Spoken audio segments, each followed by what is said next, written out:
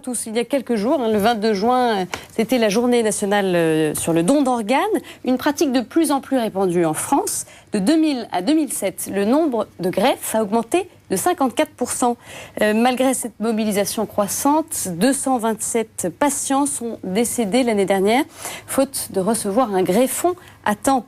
Alors si les Français se sentent de plus en plus concernés par le don d'organes, les tabous persistent. Envisager sa propre mort et un éventuel don est loin d'être évident. Comment en parler en famille et pourquoi? Et si le sujet n'a pas été évoqué, comment peut-on déterminer la volonté du défunt? C'est ce que l'on va voir dans La famille en question avec nos invités. Sandy Vèvre, bonjour. Bonjour. Vous êtes étudiante? Oui. Et vous avez pris une carte de donneur il y a quelques mois. Oui. Vous nous direz pourquoi. Face à vous, on accueille le docteur Patrice Guérini. Docteur, bonjour. Bonjour. Vous êtes anesthésiste réanimateur à l'agence de la biomédecine. Cette agence a notamment pour mission de gérer les prélèvements et greffes d'organes et de promouvoir le don d'organes. Elle a un lien avec le ministère de la Santé. En deux mots, qu'est-ce que recouvre l'expression don d'organes, docteur? Alors, don d'organes, c'est la possibilité, lors d'un décès qui survient dans un contexte brutal, que les organes puissent être prélevés et greffés à des personnes en attente pour améliorer ou sauver leur vie. Enfin, on retrouve l'un de nos chroniqueurs, Jean Villeminot. Jean, bonjour. Bonjour Stéphanie. Vous êtes diacre et accompagnez beaucoup de familles. Vous nous apporterez votre éclairage sur cette question à la fin de l'émission. Avant d'aller plus loin, comment lever les tabous sur les dons d'organes? C'est l'une des missions de France Adopte, une association qui sensibilise les jeunes dans les écoles, mais aussi lors de nombreuses rencontres avec le public. C'est un reportage de Frédéric Jakovlev. Yolande peut désormais parcourir les allées du Salon des Solidarités avec le sentiment du devoir accompli. Voilà 15 ans que cette bénévole présidente de l'association France Adopte se bat pour sensibiliser le public au don d'organes. 15 ans souvent difficiles car le don d'organes a longtemps été un sujet tabou. Il y a quelques années, il est arrivé qu'on se fasse insulter et qu'on se fasse traiter de dépeceurs de cadavres, effectivement, parce que les gens avaient l'impression qu'on n'attendait qu'une chose, c'est qu'ils soient morts et qu'on allait fondre sur eux comme des vautours. D'ailleurs, le mot vautour est revenu aussi souvent dans le vocabulaire à cette époque. Vautour, dépeceur de cadavres, les mots ne sont pas tendres. Pour devenir donneur, c'est pourtant très simple. Il suffit de s'inscrire dans un registre et de remplir cette petite carte. Mais voilà, lorsque l'on parle de don d'organes, on aborde nécessairement la question de la mort. Et si les mentalités évoluent, les stéréotypes ont la vie dure. Des rumeurs, mais on rend les corps en mauvais état, entre guillemets. Non, c'est un truc qui circule un peu. La loi dit très précisément que le corps est rendu à la famille pour les obsèques, parfaitement restauré. Inlassablement, Yolande répète les mêmes explications, sensibilise un public de plus en plus ouvert. En 10 ans, le don d'organes a augmenté de 30%. Désormais, ce n'est plus l'aspect morbide que retient le public, mais l'acte de générosité, de solidarité. Qui a la chance de nos jours de dire j'ai sauvé la vie de quelqu'un? Pas tout le monde. Ça nous est donné, autant le faire. Si moi je ne peux plus vivre, autant que mes organes servent. Et je me dis que le temps est important, la vie aussi. Et ça peut rendre des personnes heureuses comme des familles heureuses également. Dans son travail de sensibilisation, Yolande insiste sur l'importance du dialogue en famille. Il est essentiel de bien les informer de ses choix par rapport au don d'organes. Faute d'informations claires sur le sujet, 28% des familles s'opposent encore à tout prélèvement d'organes sur leurs défunts. C'est beaucoup plus difficile pour les familles qui doivent être confrontées à la question du don lorsqu'il y a un drame qui vient de se produire et qu'une personne est un donneur potentiel. Là, la question est immédiate, pressante, lourde à porter, le deuil n'est pas fait, c'est beaucoup plus difficile. Aujourd'hui, le donneur moyen a environ 50 ans. Le ministère de la Santé axe donc ses campagnes de sensibilisation auprès des jeunes. Si le don d'organes se banalise, le besoin en greffon ne cesse de croître. Les listes d'attente s'allongent. L'année dernière, 227 personnes sont mortes, faute de recevoir un greffon dans les temps. Alors Sandy, une réaction à ce reportage. On a vu pas mal de personnes, notamment de jeunes, qui sont venus à ce stand de France Adopte pour s'informer sur les dons d'organes. Vous, pourquoi est-ce que vous avez décidé de vous mobiliser sur cette cause ? Déjà, c'est très récent, ça date seulement de fin 2007. C'était une question à laquelle j'ai beaucoup réfléchi, j'ai eu besoin de prendre mon temps. Et je crois que la forte médiatisation de cas de greffés a joué un grand rôle dans ma décision de prendre une carte et de m'engager un peu plus au sein de la DOT. Vous aviez abordé le sujet en famille, comment vous avez pensé à ça ? En famille, oui, mais toujours de façon assez pudique. C'est vrai que le sujet de la mort est un sujet assez difficile à aborder, le sujet surtout de sa propre mort, de celle de ses proches. Et oui, c'est surtout les médias qui ont joué un rôle dans mon choix. Et au fur et à mesure, je me rendais compte que c'était vraiment important de faire ce geste simple, de prendre une carte et de dire oui, je suis d'accord pour qu'après ma mort, on prélève mes organes si ça peut sauver quelqu'un. Docteur, alors on a vu des personnes intéressées qui sont venues se renseigner sur le don d'organes dans le reportage. Alors, 85%, je crois, des Français sont favorables au don d'organes selon un sondage. Ça veut dire qu'il y a une prise de conscience quand même croissante sur le sujet ? Il y a une prise de conscience, les gens savent ce que c'est que le prélèvement d'organes, la greffe d'organes. La grosse difficulté, c'est qu'il va falloir prendre une décision. C'est-à-dire, suis-je pour, suis-je contre ? Et surtout, de la transmettre à ses proches ou en prenant une carte. Et ça, c'est peut-être le pas qui va être difficile, c'est-à-dire, j'en ai entendu parler, mais après, je prends une décision, qui est une décision quand même qui est lourde, pas de conséquences, parce que malheureusement, on ne sera plus là pour, mais qui engage quand même, et puis surtout qui se projette vers sa mort. Je crois que c'est ça le point très important, et qui fait qu'on recule peut-être cette échéance. On voit dans les gens qui sont plus âgés, c'est quelque chose qui est plus naturel. À la limite, on fait un testament, on réfléchit à devenir de ses organes. D'ailleurs, l'âge moyen, c'est 50 ans, c'est ça, du donneur ? Oui, mais ça, c'est plus les conditions de décès qui sont... C'est pas lié au choix. C'est pas lié au choix. L'accidentologie a largement diminué, et ça, c'est qu'un bien. Ça touchait une population jeune. Donc, c'est vrai qu'actuellement, l'âge des donneurs est plus important. Alors, c'est vrai, vous avez 21 ans, je crois, Sandy. À cet âge-là, on ne pense pas beaucoup à la mort. Oui, c'est vrai qu'on a envie de croire qu'on est éternel. Mais justement, au sein de ce genre d'association, les jeunes sont assez peu représentés. Et je crois que c'est important de se mobiliser sur cette question et de dire qu'il n'y a pas de moment idéal pour y penser, mais que tous les moments sont des moments adéquats, puisque justement, on ne peut pas prévoir. C'est ce qui caractérise ce sujet-là. Alors, vous dites que vous avez réfléchi à la question avant de vous lancer. Quelles ont été vos hésitations ? Est-ce que finalement c'était un pas qui s'est fait assez facilement, ou est-ce que vous avez eu quand même des craintes, des questions auxquelles il a fallu répondre ? Ça n'était pas de vraies réticences, mais comme tout le monde, je me demandais dans quelles conditions ça se passe réellement. Parce qu'il y a beaucoup de croyances autour de ça. Est-ce que ce sera fait dans des conditions qui vont bien respecter mon corps ? C'est tout de même une question importante. Mais au final, j'ai décidé de réfléchir de façon assez pragmatique et de me dire que finalement, le risque était bien faible par rapport à ce que cela pouvait éventuellement apporter à quelqu'un. Docteur, pour quelles raisons les donneurs s'engagent ? Je crois que ça a été bien dit ici, c'est que c'est un choix peut-être de vie, ça rentre dans une démarche de vie, justement d'être généreux. Je crois que les jeunes sont généreux, donc c'est tout à fait dans la démarche. Je crois que, en plus, les réticences qui ont été évoquées dans le reportage, je crois, le prélèvement, c'est une intervention chirurgicale. Pour réaliser des greffes, on ne va pas prélever n'importe comment. Donc c'est parfaitement encadré. C'est encadré sur le plan législatif, les lois, et puis sur le plan, c'est une pratique chirurgicale, c'est une pratique médicale, parfaitement codifiée, si vous voulez. Alors, il y a un registre national des refus, ça c'est donc défini par la loi, mais il n'y a pas de registre des accords. Pourquoi ? Alors, ça a été un choix de nos législateurs. Il y a un registre des refus, c'est-à-dire qu'on peut tout à fait, de son vivant, s'opposer. On est enregistré, on a obligation d'interroger ce registre. Si vous êtes inscrit, on ne fera bien entendu pas le prélèvement. Et puis la loi française a introduit le terme on est tous des donneurs présumés. C'est-à-dire que tous ici, si on ne s'est pas opposé, on est potentiellement des donneurs. Même si on n'a pas fait la démarche, qui est une démarche forte, de prendre une carte de donneur. D'accord. La question sera d'apprécier cette volonté justement du défunt. On y reviendra.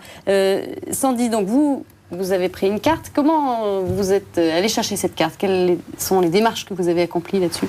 J'ai utilisé un moyen qu'utilisent beaucoup de jeunes, c'est-à-dire Internet. Et quand on tape don d'organes dans un moteur de recherche, le site de la DOT, sur lequel je me suis renseignée, est un des premiers sites qui vous est proposé. Et là, donc, j'ai vu qu'on pouvait facilement obtenir une carte de donneur. Je l'ai fait. Docteur, cette carte-là que l'on prend, elle engage ses proches si le donneur potentiel décède. Est-ce que si on découvre une carte qui atteste bien qu'il se portait volontaire pour être donneur, est-ce que les proches seront obligés de suivre cette volonté-là? Ils ne seront pas obligés, mais c'est un élément important. Quand malheureusement un drame va arriver dans cette situation-là, les coordinations hospitalières de prélèvement qui vont gérer le patient qui va décéder vont s'adresser aux proches, à la famille. Et dès le moment où il y a une carte de donneur, c'est un point important dans la discussion pour envisager le prélèvement. De son vivant, il s'était fortement positionné. Bien entendu, vous n'allez pas aller contre ses volontés. Un petit peu. C'est la volonté du défunt qui doit être respectée. Qui prime. Tout à fait. Sandy, alors comment vous mobilisez-vous? Vous avez une carte, vous êtes engagé sur le terrain associatif? C'était concomitant. J'ai pris ma carte et j'ai décidé de m'engager dans la DOT. Vous êtes donc bénévole? Oui, voilà, c'est ça. Je suis bénévole de l'association. Alors l'action de la DOT, c'est d'intervenir dans des salons comme celui qu'on vient de voir, le salon des solidarités, où on mène des actions de sensibilisation. Il s'agit de répondre aux questions des gens, à leurs inquiétudes ou à des questions plus pratiques sur comment on fait pour prendre une carte. La DOT essaye aussi d'intervenir dans des supermarchés, dans des brocantes. Vraiment, voilà, tous les lieux sont bons pour s'exprimer sur cette question. Et comment vos parents ont réagi quand vous leur avez dit moi j'ai pris une carte de donneur? Plutôt positivement. Et justement, la carte a été un excellent prétexte pour en parler. Parce que si la carte n'a pas de valeur légale, au moins elle a cet avantage immense de permettre de créer le dialogue dans la famille. Et c'est à cette occasion-là que j'en ai parlé avec ma mère, et qui d'ailleurs à cette occasion a pris elle-même une carte. Donc, finalement, voilà, ça l'a influencé dans ce sens-là. Oui. Et vos copains à la fac, par exemple, vous leur en parlez? Je leur en ai parlé. Il y a des réticences ou des gens qui n'ont pas forcément de carte, mais qui se disent très favorables. Et lorsque je leur parle de mon engagement dans l'association, je trouve que c'est un bel engagement et qu'il faut continuer dans ce sens-là. Donc ils y réfléchissent alors? Oui. Donc ce que vous disiez, docteur, tout à l'heure, c'est qu'effectivement il y avait un écart entre cette bonne volonté de la majorité des Français et puis franchir le pas, se porter volontaire. Oui, c'est le gros problème, parce qu'après on va faire porter la responsabilité à ceux qui restent. Et c'est un poids, une décision qui va être difficile dans un moment très pénible. On apprend le décès d'un proche et on vous demande dans le même temps, on va prélever ses organes. C'est un choc énorme. Et c'est vrai que je crois que c'est très difficile pour les familles. Et les familles, à ce moment-là, qu'est-ce qu'elles vont dire? Non, on arrête tout. Il est mort, arrêtons. Ça suffit. Parce que la douleur est beaucoup trop importante. Et quelles sont les causes aujourd'hui de refus, de résistance de ceux qui ne veulent pas donner alors? Je crois que c'est ce que j'exprime, si vous voulez. C'est que je crois que les gens prennent ça en pleine figure et veulent plus aller projeter sur quelque chose qui, en plus, est un petit peu a une connotation un peu fantastique. On ne sait pas très bien ce que c'est que le prélèvement. Vous voyez, je crois que ça, c'est important, justement, de démystifier aussi que le prélèvement. Intervention chirurgicale, réglée, tout est complètement cadré. Alors pourquoi ça reste tabou? Vous parliez de la mort, on n'a pas envie de parler de sa propre mort, mais on ne parle pas tant que ça du don d'organes, finalement, si on écoute les informations, si on regarde un petit peu ce qui se passe en termes de santé publique. Je ne sais pas si c'est une question de santé publique, mais en tout cas, on n'en parle pas énormément. On n'en parle certainement pas assez. Mais je crois que c'est vraiment le rapport à la mort qui va poser le gros barrage, si vous voulez, dès le moment où, en plus, beaucoup de gens ne sont pas forcément confrontés. Les gens qui sont confrontés vont, à ce moment-là, réagir. On voit quand dans les familles, il y a quelqu'un qui est en dialyse, quelqu'un qui est en attente d'une transplantation, il y a une réflexion. Quand on n'est pas concerné, vous savez, le Français, il est un peu individualiste. Donc, quand on n'est pas concerné, on va un petit peu se mettre en retrait et pas prendre cette décision-là. Alors, il y a aussi le don du vivant. De quoi s'agit-il? Alors, le don du vivant, c'est la possibilité qu'on a, dans un cadre réglementaire très précis, de donner des organes. Alors, on ne peut pas donner tous les organes, on peut donner les organes doubles. On peut donner un rein, parce qu'on vit très bien avec un seul rein. On peut donner une partie de son foie. Mais bien entendu, on ne peut pas donner son cœur. En tout cas, pas dans ce contexte-là. Donc voilà. C'est-à-dire qu'on a la possibilité de son vivant de donner un rein, une partie de son foie. Alors c'est très encadré parce que c'est d'abord avec les gens très proches. Le cercle familial. Le cercle familial. Ou les personnes avec qui l'on vit de façon intime. D'accord. On ne peut pas donner comme ça... Je ne peux pas vous donner mon rein. Voilà. D'accord. Donc ça reste dans un contexte cadre très important. Pourquoi ? Parce que ça engage quand même... C'est une intervention chirurgicale sur quelqu'un qui est parfaitement sain, pour lequel il n'y a pas de justification de faire une intervention chirurgicale, avec les risques inhérents quand même à ça. Et puis, il y a quand même un côté psychologique, c'est-à-dire qu'on donne une partie de soi qui va être intégrée par quelqu'un d'autre. Donc c'est pas toujours simple, même au sein d'une fratrie, même au sein de parents-enfants ou d'enfants pour les parents. Même quand la vie d'un proche en dépend ? Oui, sur le moment ça peut, mais quelques années plus tard, ça peut entraîner, on sait que ça peut donner des contraintes psychologiques qui sont non négligeables. Et puis ça peut aussi être réparer quelque chose. Si vous savez, le don n'est jamais totalement gratuit quand même. Donc il doit y avoir aussi peut-être une culpabilité si on a des réticences, s'il faut donner un rein à son fils ou là aussi, ça doit être un acte volontaire et décidé, et ça ne doit pas être un acte forcé, parce que c'est mon frère qui est malade, je dois donner. Vous voyez que ça doit être une démarche quand même qui est complexe, parce que ça implique des relations fortes, et puis un engagement personnel. Alors, quelques mots sur peut-être les conseils à donner à ceux qui nous regardent. Sandy, vous, qu'est-ce que vous diriez aux téléspectateurs qui se posent la question éventuelle du don ? Donc il faut prendre le temps de réfléchir. Oui. Ça nécessite quand même une réflexion. Oui, c'est pas complètement anodin, c'est sûr. Il faut prendre le temps de réfléchir. Mais comme je le disais tout à l'heure, le calcul est vite fait. Vous le rappeliez tout à l'heure, 227 personnes décédées parce qu'elles n'avaient pas pu bénéficier d'un don d'organes. Je crois que ça aide à mener une réflexion. Et vous, docteur ? Oui, c'est tout à fait ça. Il y a les personnes qui décèdent, il y a aussi les personnes qui, dans leur vie quotidienne, sont très pénalisées par l'attente d'un greffon, qui, 3 fois par semaine, vont aller à l'hôpital pour avoir une dialyse, quand ils ont une insuffisance rénale, qui sont cloués au lit parce qu'ils sont en insuffisance cardiaque, qui sont en attente d'une transplantation cardiaque. Donc c'est des contraintes importantes. Pour des enfants, ça va être des retards de développement. Donc vous voyez que il y a les patients qui décèdent et puis tous les patients qui sont handicapés très fortement dans leur vie quotidienne, familiale, professionnelle et autres. Donc c'est important. Je crois qu'il y a, première étape, s'informer, parce que je crois que maintenant il y a tellement de possibilités de s'informer, et puis après se poser, en discuter, et puis prendre sa décision. Et puis, une fois que sa décision est prise, en informer ses proches. Ça, c'est important, c'est essentiel, pour ne pas les mettre face à une situation terrible de choix. Qui ne doivent pas prendre, parce que ce n'est pas leur problème. Le corps nous appartient, n'appartient ni à l'État, ni à nos familles. Donc c'est important qu'on décide de notre vivant, ce qu'on fait de notre corps. Alors, en quelques mots, pour qu'on ait quelques précisions là-dessus, comment concrètement se fait un don d'organes ? Si vous donniez un exemple... Alors, qu'est-ce qui va se passer ? Malheureusement, brutalement, je vais m'effondrer, je vais tomber dans le coma. On va m'emmener à l'hôpital, on va me mettre dans un service de réanimation. Et puis, malheureusement, on va faire le diagnostic que mon cerveau est mort. Mon cerveau ne répond plus aux sollicitations extérieures. Il est incapable de donner des ordres à mon corps. Donc, je suis en état de mort encéphalique. On va confirmer par d'autres examens, un électroencéphalogramme, une opacification des vaisseaux du cerveau qui va montrer qu'il y a plus de sang qui irrigue mon cerveau. Mon cerveau est mort, définitivement. Mais les organes fonctionnent toujours. Le cœur continue à battre. Oui. Pourquoi ? Parce qu'on amène un peu de sucre, de l'oxygène, par une machine qui fait soulever les poumons. Et donc, dans ces cas-là, on va envisager de prélever des organes. Qu'est-ce qu'on va pouvoir prélever ? On va pouvoir prélever le cœur, on va pouvoir prélever les poumons, le foie, les 2 reins, et on va pouvoir envisager de greffer plusieurs personnes à partir d'un donneur. D'accord. Voilà.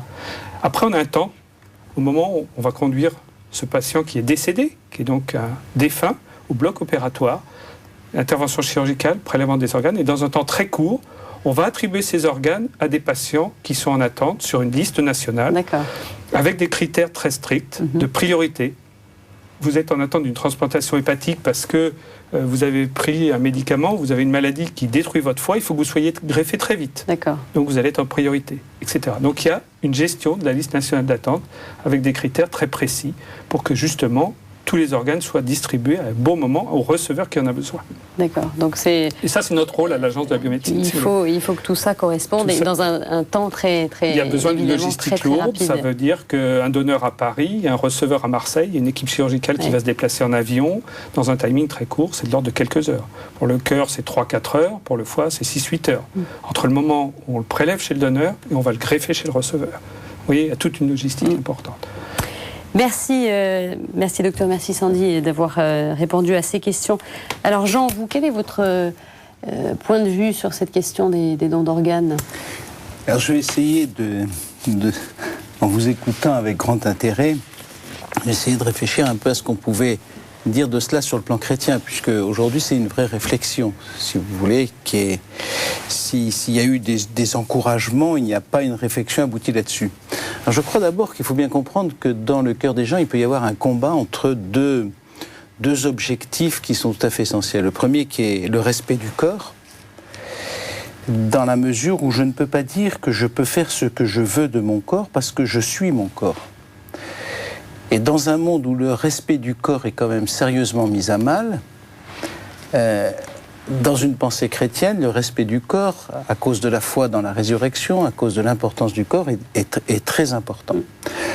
On encense un cadavre, on bénit un cadavre, à cause de cette foi dans la résurrection. Et donc ce respect du corps est tout à fait essentiel. Et puis il y a par ailleurs cette obligation que je ressens en moi qui est de faire vivre les autres, comme le soulignait Sandy.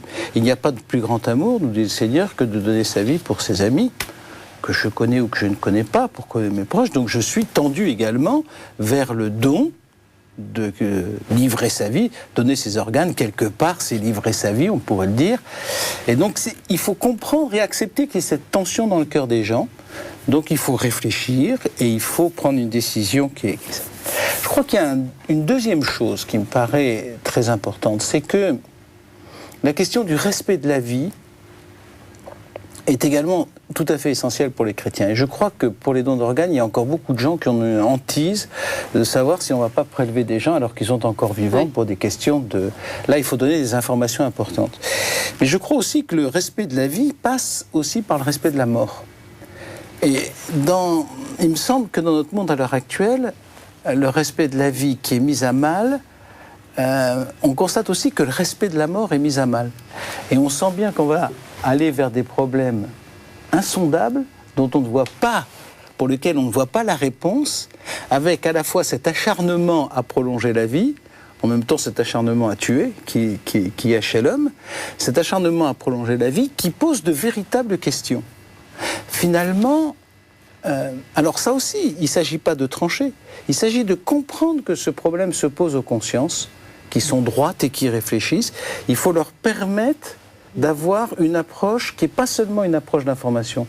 Je crois qu'il faut faire une approche philosophique, une approche théologique pour les chrétiens, pour essayer de prendre une position qui est intelligente et avec une conscience éclairée. Donc, j'espère qu'à l'intérieur de l'Église, puisque les chrétiens sont appelés à être des gens généreux, on arrivera à avancer sur ce sujet. On le fera, sûrement, ça va demander un peu de temps. Moi, j'ai grand espoir qu'on arrive à des réponses, mais il ne faut surtout pas simplifier les choses. Et il faut bien comprendre que, oui, aider quelqu'un, c'est très important, mais que le respect de mon corps, c'est également tout à fait essentiel. Il me semble que c'est vraiment ce débat entre les deux. Enfin, en tout cas, moi, je le ressens comme tel dans toutes les discussions qu'il peut y avoir. Je n'ai pas vu des gens pour qui c'était compliqué parce que c'était affronter leur propre mort.